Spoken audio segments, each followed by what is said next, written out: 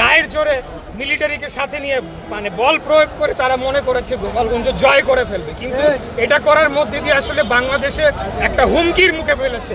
গোপালগঞ্জের যে ঘটনাটি ঘটেছে ঠিক সেই দিনই কোটালীপাড়ায় আমাদের উপজেলা বিএনপি বিশাল বড় মিছিল করেছে। কিছুদিন আগে গোপালগঞ্জ জেলা বিএনপি বিশাল বড় সমাবেশ করেছে। এখনও বিভিন্ন ওইখানকার গোপালগঞ্জ কলেজে এবং বিভিন্ন স্কুল কলেজে আমাদের ছাত্র দলের ছেলেরা, স্বেচ্ছাসেবক যুব দলের ছেলেরা প্রোগ্রাম প্রতিনিয়তই করে চলেছে।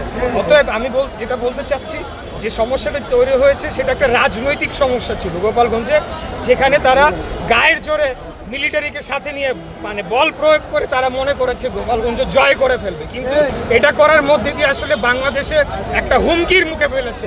নির্বাচনের যেমন একটা হুমকি রয়েছে, পাশাপাশি এই যে খুনি হাসিনা, তারা তো এখন উজ্জীবিত হবে, তাদের চেতনা তো আবার 1 মাস পরে জাগ্রত হবে, তখন তাদেরকে ঠেকানো তো আমাদেরকেই ঠেকাইতে হবে। বিএনপির এখন আরো এক্সট্রা কঠোর পরিশ্রম করে মাঠের থেকে ফ্যাসিবাদী আওয়ামী লীগকে দমিয়ে রাখতে হবে। এদের তো সেই মুরদ নাই, কিন্তু তারা নিজেদেরকে জাহির করার জন্য সেখানে গিয়ে একটা পরিস্থিতি তৈরি করলো এবং গায়ের জোরে গিয়ে বাহাদুরি করার চেষ্টা করলো, যেটা কোনো দরকার ছিল না তাদের।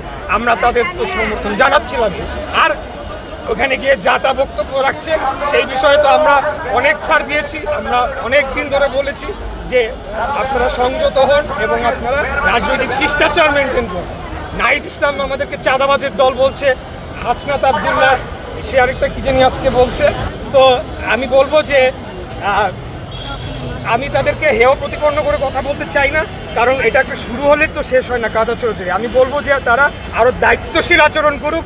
তারা যদি একটা নিবন্ধিত রাজনৈতিক দল হিসেবে মানুষের কাছে এবং নির্বাচন কমিশনের মাধ্যমে প্রতিষ্ঠা পেতে চায়, তাদেরকে সেই দায়িত্ব জ্ঞানের জায়গাটি প্রমাণ করে আসতে হবে, যদি তারা আসলে একটি রাজনৈতিক দল